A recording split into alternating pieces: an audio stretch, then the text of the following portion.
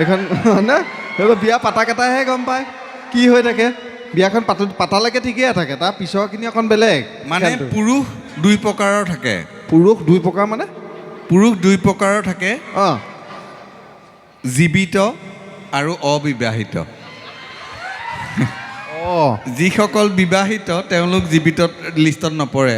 আৰু অবিবাহিতসকল জীৱিতৰ লিষ্টত পৰে বাৰু যি নহওক মই খালি আমি যিহেতু অনুষ্ঠান কৰিবলৈ আহিছোঁ তাৰ মাজতে আপোনালোকক এটা সুখবৰ দি থওঁ বেহাৰবাৰী তৰফৰ পৰা এটা লাকি ড্ৰ কম্পিটিশ্যন আছে আপোনালোকৰ মাজলৈ লৈ আহিছোঁ এটা আমি গিফ্ট হাম্পাৰ লৈ আহিছোঁ যদি আপোনালোকৰ শুদ্ধ উত্তৰ দিয়ে তেতিয়াহ'লে আজি আমি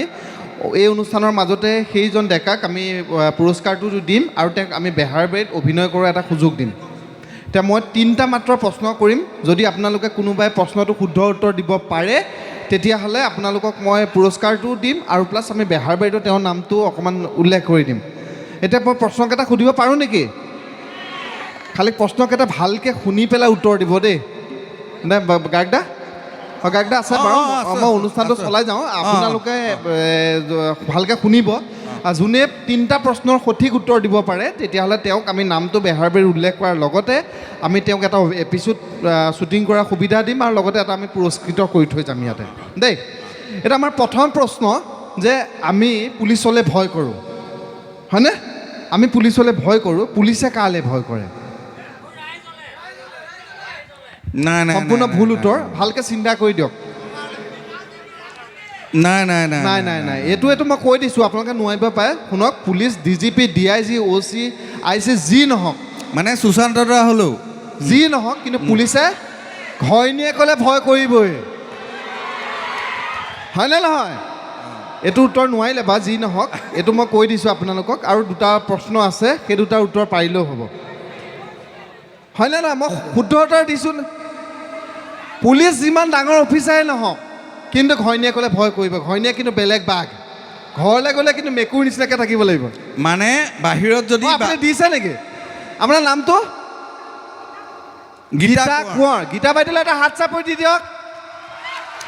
মানে পুৰুষে বাহিৰত যিমানেই বাঘ বাঘ চেলাই নাথাকক ঘৰত গৈ সেই একে দুৰ্গা গোসাঁনীৰ ওপৰত বহিবই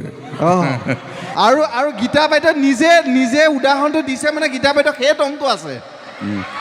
সেইকাৰণে তেওঁ ভুক্তভোগী হৈ তেওঁ উত্তৰটো দিব পাৰিছে যে মই মোৰ মানুহজন যিয়ে নহওক কিন্তু মই ঘৰত ডন মই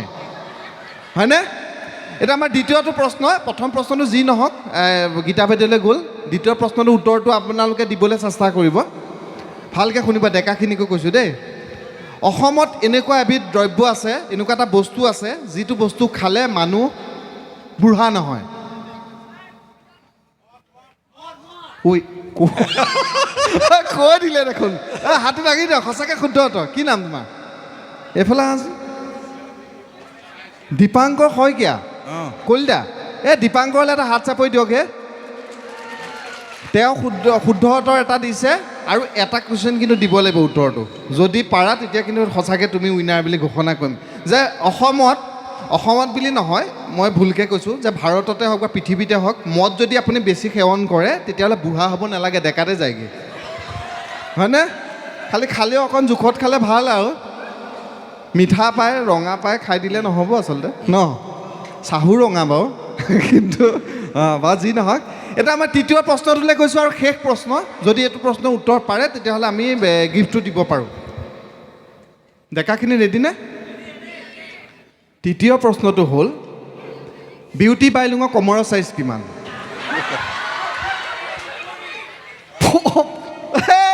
হাত চাপৰি এটা বঢ়িয়া বঢ়িয়া বঢ়িয়া কি তাৰ নামটো কি কৈছিলে দীপাংকৰ কলিতালৈ এটা হাত চাপৰি একদম তুমি একদম ভাল লাগিছে 40 হয়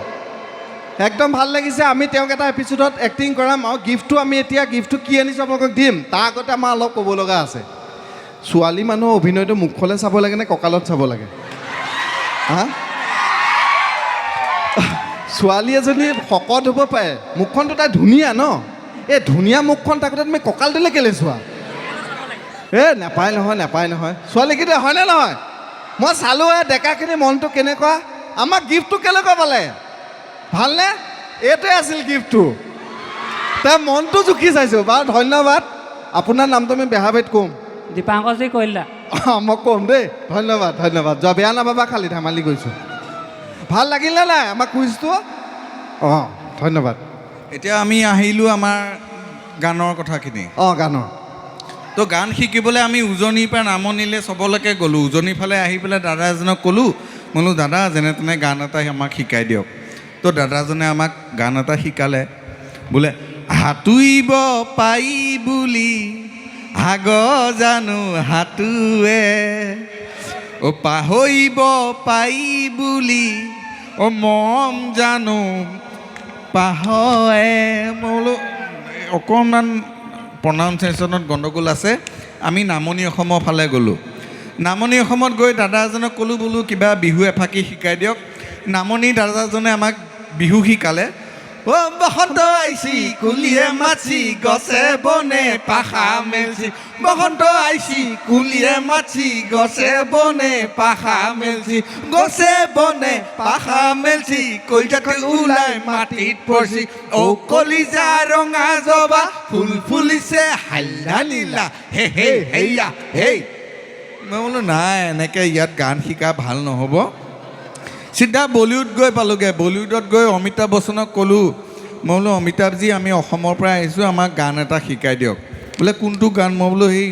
আচুৰ্য বৰপাত্ৰৰ এটা নতুন গান আহিছে ৰামচন্দ্ৰ আহিছে ৰভা তলত বহিছে তাকে দেখি আমাৰ কইনাই উলাহতে নাচিছে তো অমিতাভ বচ্চনে আমাক গানটো এনেকৈ শিকালে अच्छा तो देवियर सज्जन देखेगा कि आजकल के दुकान में बसते हैं कि आशिज के एक गान रामचंद्र आई से वही गान सिखा देते हैं आए अरे रामचंद्र आई से आए हाय हाय हाय हाय अरे रामचंद्र आही से आए अरे भारत बोही से आए हाय हाय हाय हाय तक देखी आए ऐ तक देखी आए तक देखी तक तक तक तक तक तक तक देखी तक देखी तक देखी आमार कय নাই উল্লাহতে নাচিছে আয় হায় হায় হায় হায় তেখেতৰ ওচৰতো বৰ তাকে তাকে তাকে তাকে এইবিলাক কৈ থাকিলে মই তেখেতৰ ওচৰতো নগ'লোগৈ আমি দুইটা তাৰপিছত গৈ পালোগৈ শ্বাহৰুখ খানৰ ওচৰলৈ শ্বাহৰুখ খানকো ক'লোঁ বোলো গান এটা শিকাই দিয়ক বোলো ৰামচন্দ্ৰ আহিছে এনেকৈ শ্বাহৰুখ খানে আমাক শিকালে গানটো আৰে আৰে ৰামচন্দ্ৰ আহিছে আৰে ৰবাৰ তলত বহিছে আৰে তাকে দেখি আমাৰ কইনাই বোলো ইমান ভাইব্ৰেশ্যন তাতকৈ আমাৰ কলিচা কলিজনী কি বেয়ানো হয়নে সেইটো কাৰণে সেই তেখেতলোকৰ পৰা গান শিকা নহ'ল কিন্তু ঘপককৈ লগ পাই গ'লোঁ ডনাল্ড ডাকক চবেই চিনি পায়নে নাই তো ডনাল্ড ডাকে যদি ৰামচন্দ্ৰটো গায় কেনেকুৱা হ'ব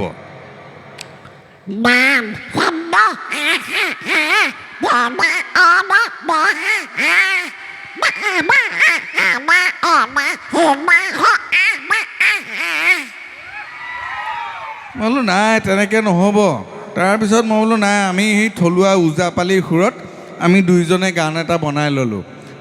নিজাকৈ আৰু তাৰপিছত আমি মঞ্চ সেই গানটোকে গাই ফুৰোঁ আৰু ৰাইজ কিন্তু ধৰিব লাগিব ধৰিবনে শুনা শুনা সভাসদ আমাৰ বচন আমাৰ বচন দেশৰে সমস্যাৰ কথা কহুৱে তীক্ষ্ণ হেয়া খিটিলিংকুপ আজিকালি বোৱাৰীবোৰ চিনিবই নোৱাৰি বোলে বুজিবই নোৱাৰি বোলে ফুট নলয় সেন্দুৰ নলয় ইনফেকশ্যন হয় বুলি খিটিলিংকুপ আজিকালি ছোৱালীয়ে ৰেপাৰ পিন্ধি ফুৰে ঐ বতা মাৰলে উৰা মাৰে খামচা মাৰি ধৰে খিটিলিংকুপ আজিকালি ছোৱালীয়ে অকল ছোৱালীৰ কথাহে কৈ থাকিম নেকি হা ল'ৰাবিলাকৰ কথাও ক'ব লাগিব নহয় আজিকালি ল'ৰাবোৰেও বহুত মেকআপ কৰে বহুত মেকআপ কৰে বোলে থ্ৰেডিং ফেচিয়েলো কৰে বৰ ধুনীয়া লাগে ঐ দীঘল চুলি ল'ৰাবোৰক ভণ্টি ভণ্টি লাগে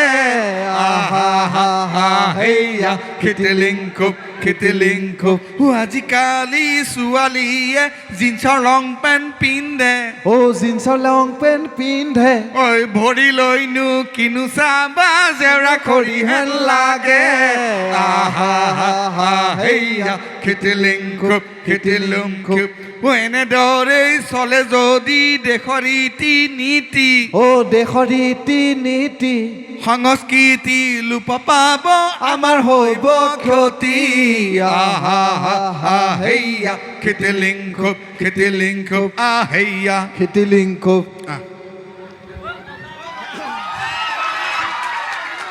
সদৌ শেষত সমূহ ৰাইজলৈ ধন্যবাদ জনাইছোঁ আজি আমাৰ অনুষ্ঠানটি উপস্থাপন কৰোঁতে যিখিনি শ্ৰাব্যকটু বাক্য উচ্চাৰণ হৈছে আপোনালোকৰে ভাতৃ পুত্ৰৰূপে যাতে ক্ষমা কৰি দিয়ে ধন্যবাদ শুভৰাত্ৰি আৰু ধন্যবাদ জনাইছোঁ আমাৰ চাও সুমিত সন্দিকৈ তেওঁকো ধন্যবাদ জনাইছোঁ আমাক নিমন্ত্ৰণ জনোৱাৰ কাৰণে সুশান্ত দা তেওঁলোককো ধন্যবাদ জনাইছোঁ ভাল লাগিলে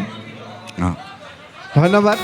আমি এনেকৈ কওঁতে মেলোঁতে অনেকখিনি মানে অপৰাধ হ'ব পাৰে কিবা কটু বাক্য আমাৰ ওলাব পাৰে ক্ষমা কৰিব এতিয়া মোৰ দেউতাৰ বয়সৰ যিমানখিনি ইয়াতে মানুহ আছে সকলোৱে যদি কিবা ভুল কৰিছোঁ তেতিয়াহ'লে নিজৰ সন্তান বুলি ক্ষমা কৰিব আই মাতৃসকলে সন্তান বুলি ভাবিব দাদাসকলে ভাইটি বুলি ভাবিব ভাইটিসকলে দাদা বুলি ভাবক বন্ধুসকলে বন্ধু বুলি ভাবক নতুন নতুন বোৱাৰীসকলে নিজৰ গিৰিয়েক বুলি ভাবক